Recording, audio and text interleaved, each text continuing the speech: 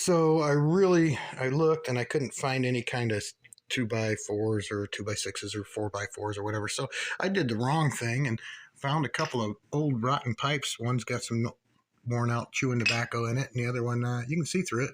This one, I'm feeling pretty good about. This one, not so much. But it's propped up against here. It's not going to come rolling forward on me. This one's propped up against here. It's not going to come rolling forward. In the back, I got a board holding this one to keep it from rolling back over there. I got Thor's hammer sitting right here, hanging precariously over my head. This one is I'm relying on this thread to keep it from rolling, and actually the weight of the Widowmaker. But you can see that this little pipe isn't really, there's even a hole in there. Look at that. Oh yeah. Yeah, it's pretty stout. So don't ever do this. I shouldn't be doing it. At least there's two nails holding this board up. And this is only about 60 pounds. So the best part of it is when this one goes, it's going to go and bam and hit me right in the empty spot, which I'll be fine.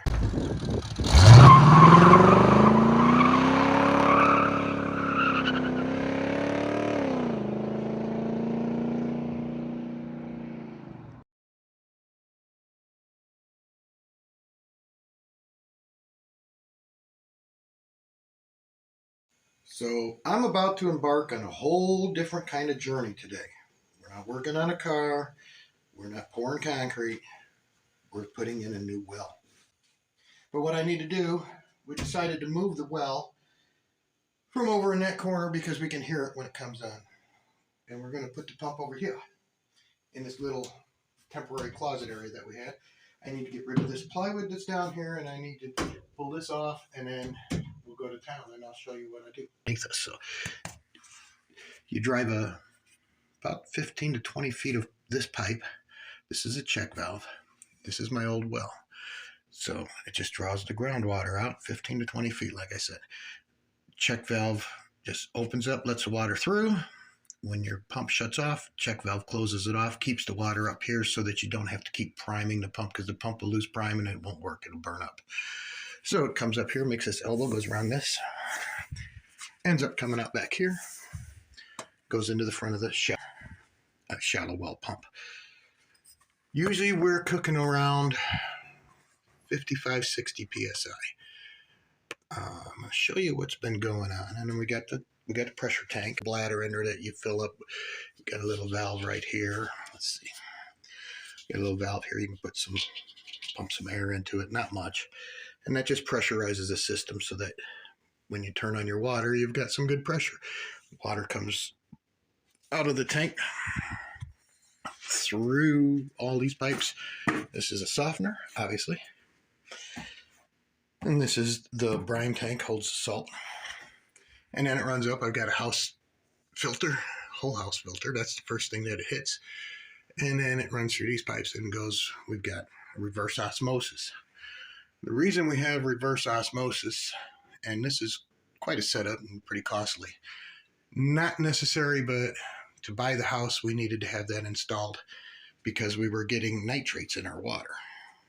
The nitrates are probably coming from this, because whoever put the new well in left the old one open. That needs to get knocked off, sealed up.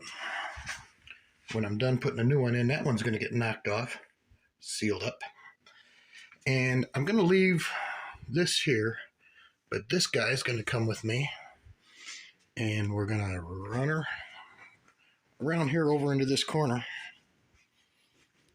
And that's going to kind of stop the noise from getting upstairs a little bit. And it's also going to be real far away from the old well over there, because that old well draws all that stuff into the ground and just gets sucked up around that point. Here's the well point. Let's see if we can see it. There you go.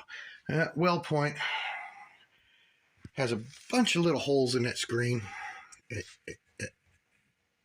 Bunch of little holes in here. It's just a mesh screen, and it keeps the sand and debris from getting in there and clogging everything up. But eventually, as it's drawn all that water around it through the years and years, it builds up a real hard mineral blah, blah, blah.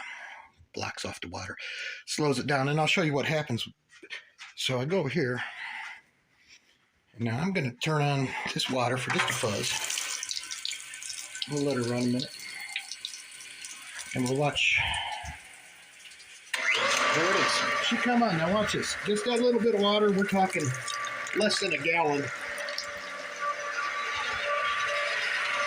And I don't want to give you a time lapse on this, but if you see that sucker just sitting there jiggling and shaking, trying to build up pressure, and it's not that it's a bad, this is brand new, so it's not a bad motor, a bad pump. It's not a bad pump. The well is clogged up. That point is clogged, and it's not letting a bunch of water come through.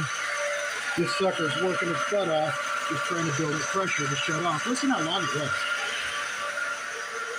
So, what a lot of people would do, old timers will tell you, and I've done it, it works.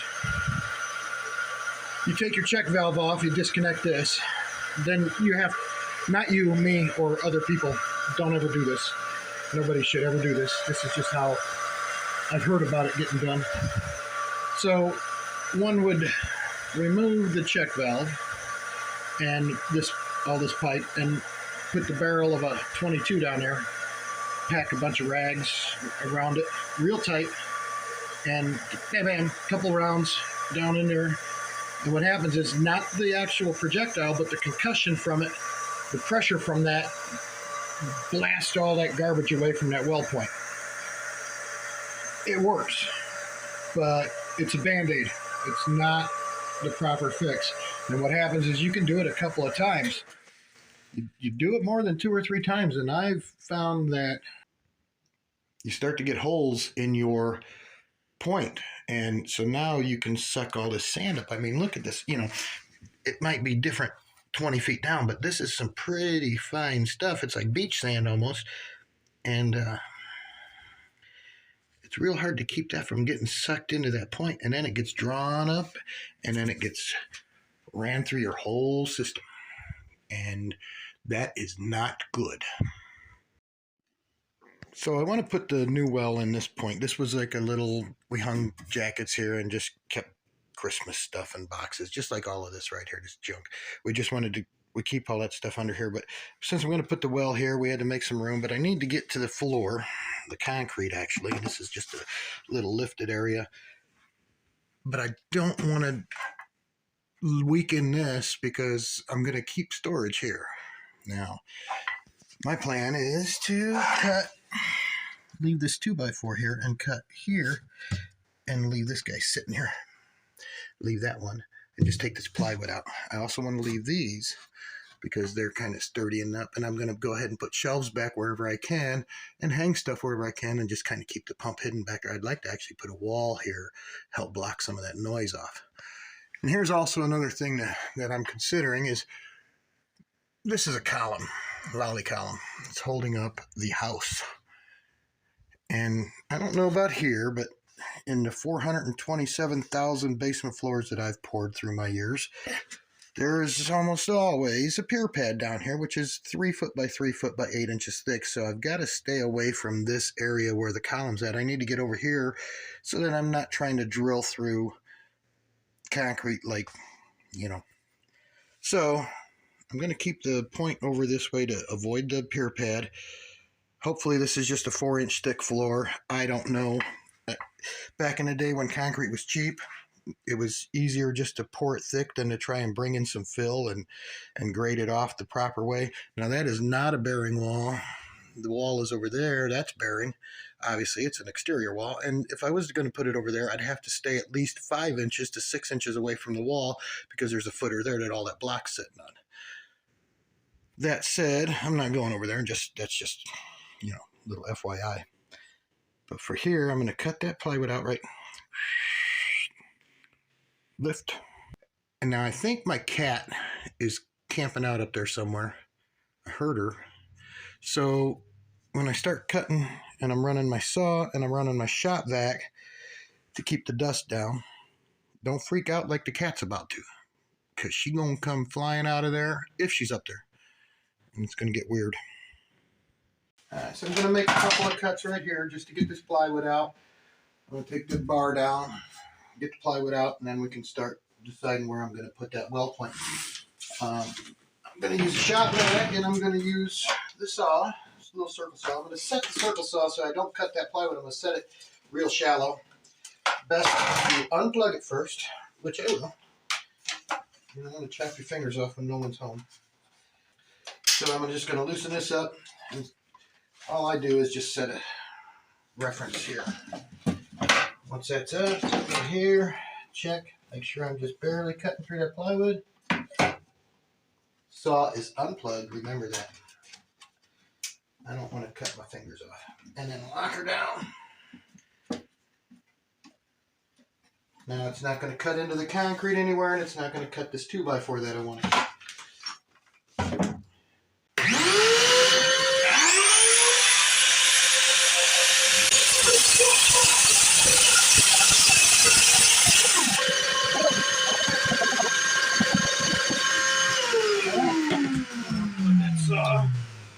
I didn't see the cat. She might have passed out. And then I'm going to get a little hammer and pop this guy up. It's just got some nails in it, and I can probably get right into here, and then I'm good to go. Then it's time to start the work.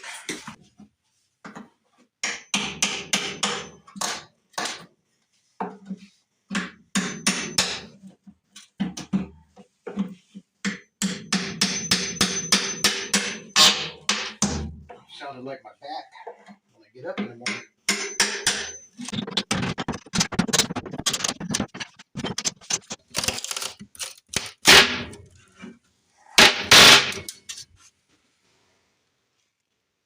Any monsters down there? Wow, that was really loud. That hurt my ears. A couple of spiders.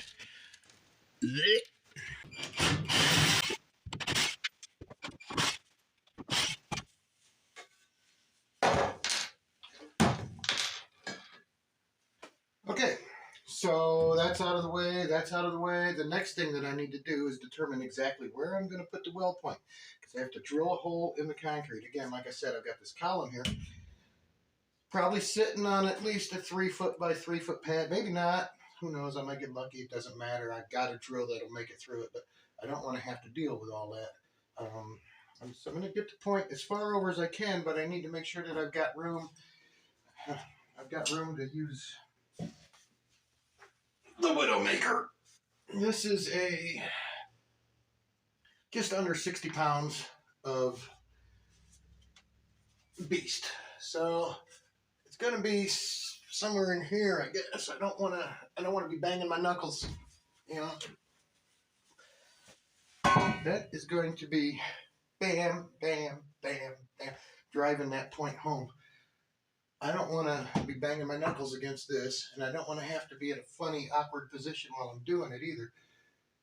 This is typically a 2-person job, and I don't know that I'm going to get it done by myself. I did one of these about 20 plus years ago. I was in a lot better shape. Wasn't as old, and I had a teenage boy helping me. It was a workout. But we also used a 90 pounder. This one's a 60 pounder. It's going to be a little bit easier for one guy. But I need to drill a hole here somewhere. I'm going to keep it out as far as I can, and I'll try and set the pump all the way back away from. And I got to find a place that I can hang this up, because that's the other issue, is this is such a short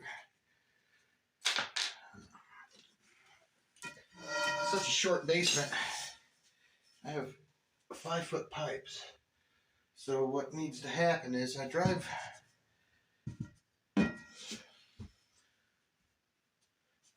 to drive the weld point into the ground. Get that nightmare out of the way.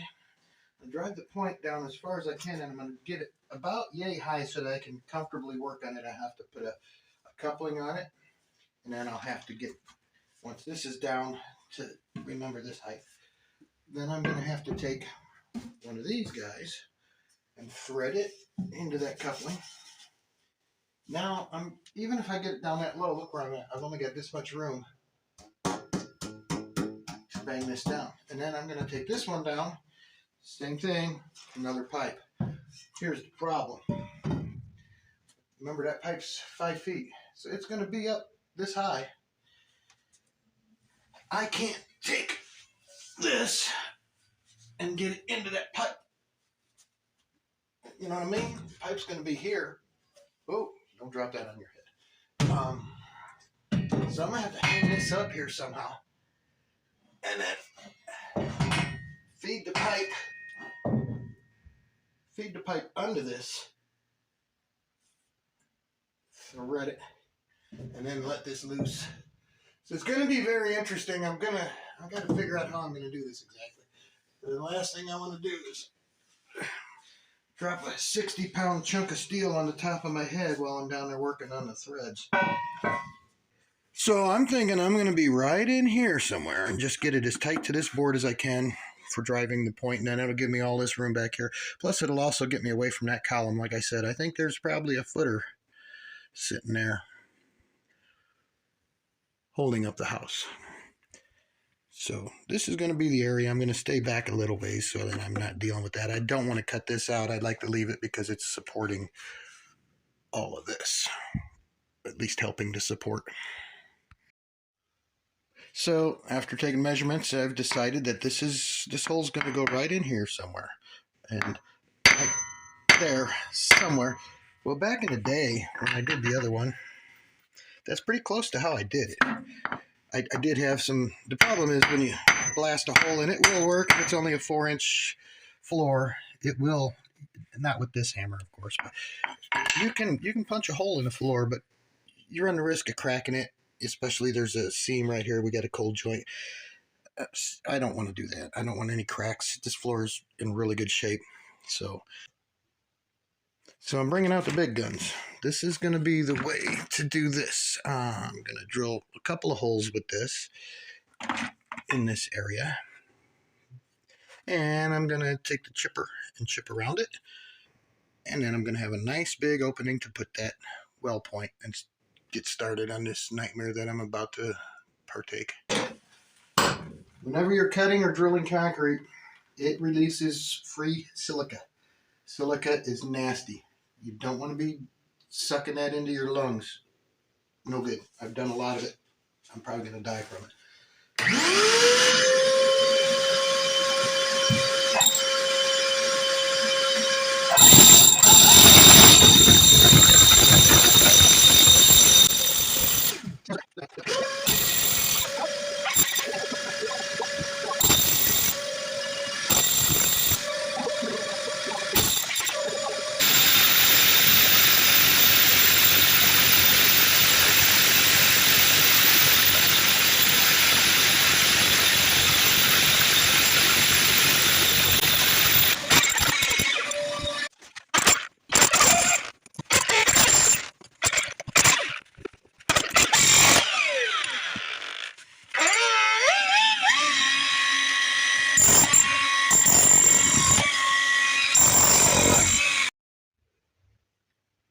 Okay, so we're ready. I chunked out as much concrete as I could, just to make sure that it's wide enough. I don't want to have 10 feet of pipe in the ground and then all of a sudden I have an issue because the hole's a little small. This is the widest part of the whole deal. This is going to be the coupling that goes on top of that, and each pipe is going to have one of these on each end. So I guess just got to make sure that I got plenty of room to get this guy in there, and it's going to be going straight up and down. No problem, plenty of room. And then I took my drill and drilled a hole a little bit deeper just to make sure that I got nothing but nice soft sand to get started, because this is not an easy task. We got good soft sand. The hole's not too big, not too small. I can get my hand down in there, feel around for wombats and little creatures that are living down there. There's nothing. So I'm going to clean these threads up a little bit, and then I'm going to put some what they call pipe dope or paste. I'm going to put the drive coupling on top of that. Get her going down, hopefully. More pipe dope. Pipe. Go down. And then I only have to do it that many times. So when they cut these threads on these pipes and in these couplers, they use a lot of oil. And one of the things that I really want to do is try and get all that out of there. I mean, there's definitely oil in it. It's not horrible, but it's going to make it a lot easier when I get everything done and flushed. So I've got myself a little bit of dish soap, an old toothbrush, and I'm just going to put some soap on here to get it started dissolving some of that oil off of there. And I'm going to rinse it off a little bit before I put each pipe in. Just going to clean up all the threads, and in the long sections of 5 foot, not in this guy, but in the sections of 5 foot pipe, I'm going to run a little bit of soap inside and use the hose and blast the water through it and get some of that oil out of there. After I washed up the pipes and got some soap on them and cleaned them up a little bit, I just want to go through and make sure that the threads are nice and dry. I don't want any moisture under because I'm going to put some sealant on there, and that is huge to make sure that it seals really well. You get a little bit of an air leak between this and the next pipe where this coupler comes in. Here's the coupler. So where the coupler comes in between these guys, if you get a little bit of air going through here, it's game over. You got to start all over. You got to pull everything out and get it started. So I got to make sure the threads are nice and clean, nice and dry. I'll put my sealant on there and we'll be good to go.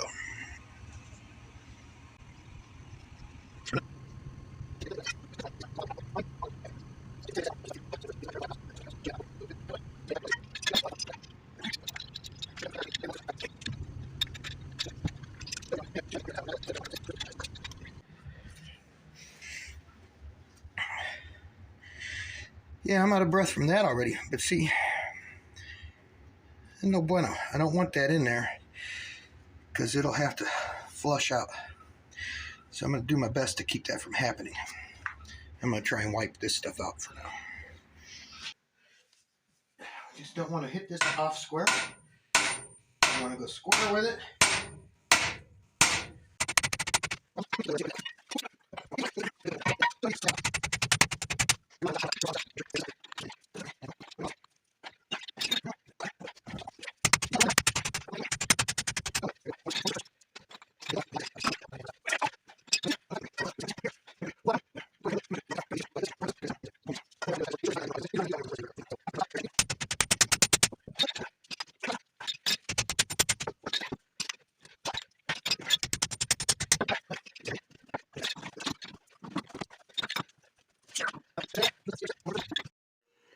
So I looked and I couldn't find any kind of 2x4s or 2x6s or 4x4s or whatever. So I did the wrong thing and found a couple of old rotten pipes. One's got some worn out chewing tobacco in it, and the other one, you can see through it.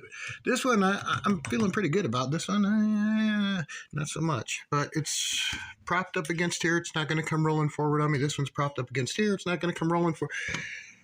In the back, I got a board holding this one to keep it from rolling back over there. I got Thor's hammer sitting right here, hanging precariously over my head.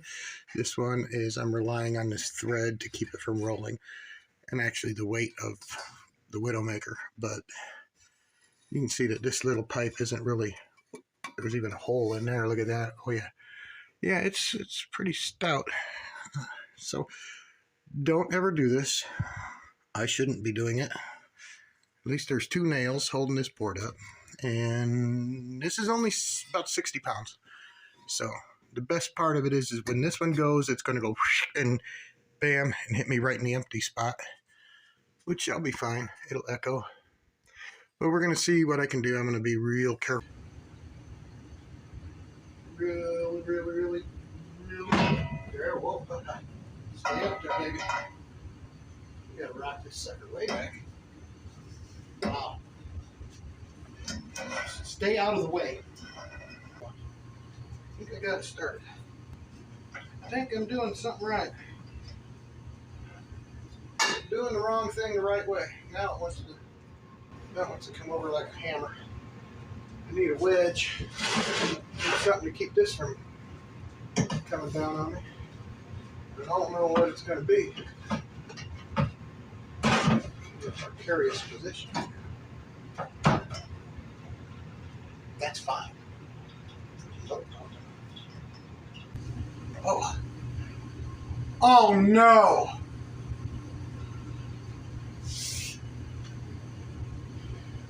Wow.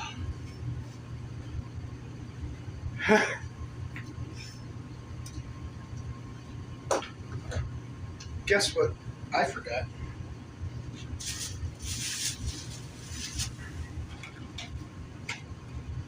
Yeah. One of these needs to be on here. That's alright. Can't get this on here. You gotta take this back out.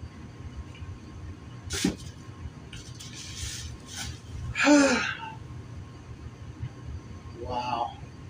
You know,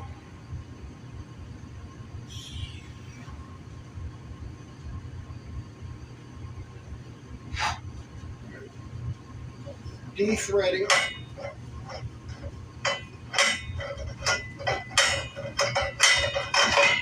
Alright, de-threaded. Back to the rolling the maker back. Not in pretty good shape. Get some help. I might need help. I don't know how this is going to go, but we're going to find out here in about 32 seconds. And now it's say hello to my little friend. I got to arch my back. That's why my belly's sticking out.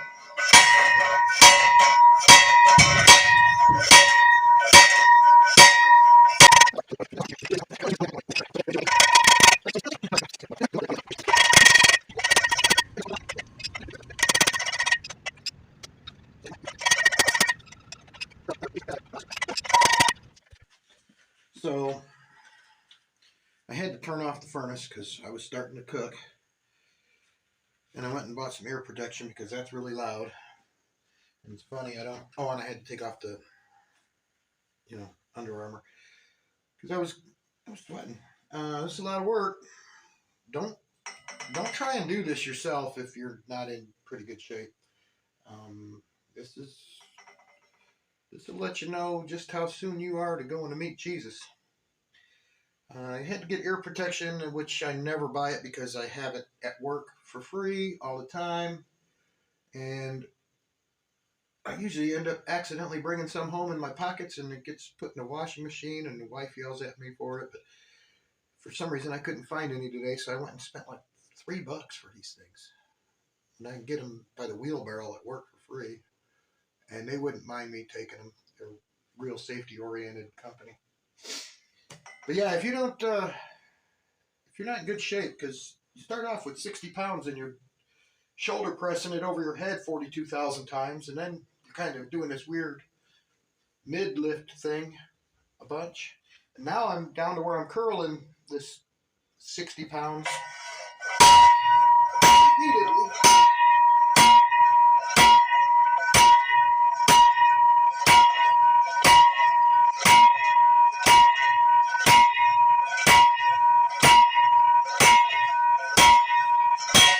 If you can't curl 60 pounds a bunch, get someone else to do this.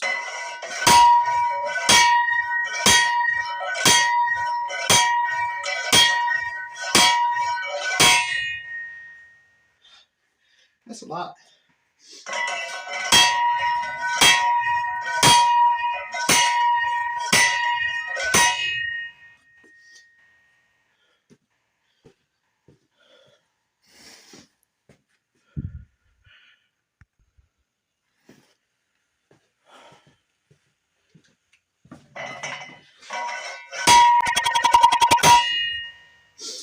The problem with the earplugs is now I can hear my heartbeat.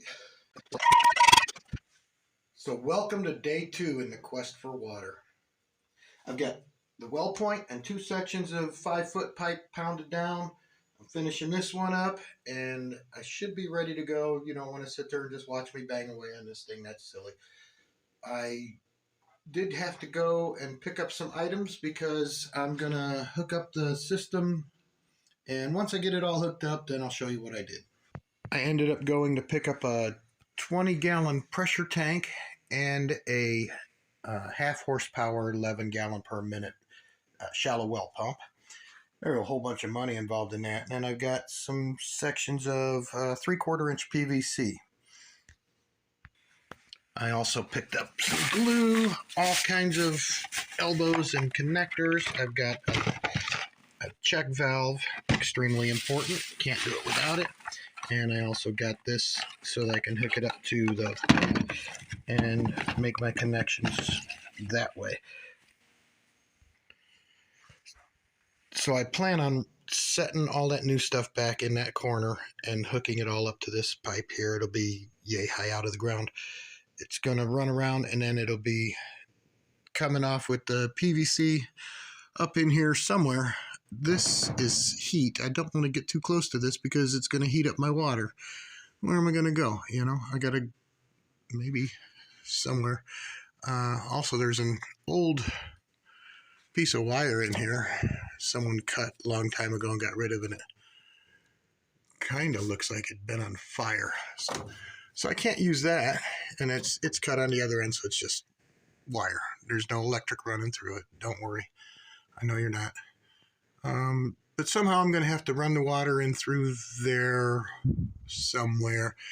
Or maybe, I mean, this is definitely not a finished basement. I know I got $42,000 worth of copper here that's not getting used. But anyhow, the water has to get over to my softener. And I'm going to leave this. I was originally going to just use this and take it over there to the corner. But I'm going to leave this because it's my only source of water. And if I quite often mess things up. So if I go to turn on that well over there, when I take all this over and hook up to the point I just drove, if there's a vacuum leak or something like that and I'm not getting suction, I don't have water. So I'm going to hook up the new stuff. And once I've got it running, then I'll disassemble this and take it out to the garage. And in the springtime, this is going to be my garden and my yard and irrigation system. And that way I'm not using softened water on the garden, which isn't really good for it because it's got a lot of salt. So then I can get rid of that point, which is bad, and that point, which is going bad. So I need to pick up a few more things and get everything hooked up. But that's the plan. And then I need to get power out of this guy and go back to the new well. And then this will be all cleaned up in here. I'm going to end up leaving this stuff here. So my PVC pipe will run, the new pipe will run in here and just kind of drop down and tie into this. And this is where we need it to start. It'll run into the softener. From the softener, runs up into the whole house filter. From the whole house filter to the whole house, and then this goes up to the kitchen sink so that we have reverse osmosis water.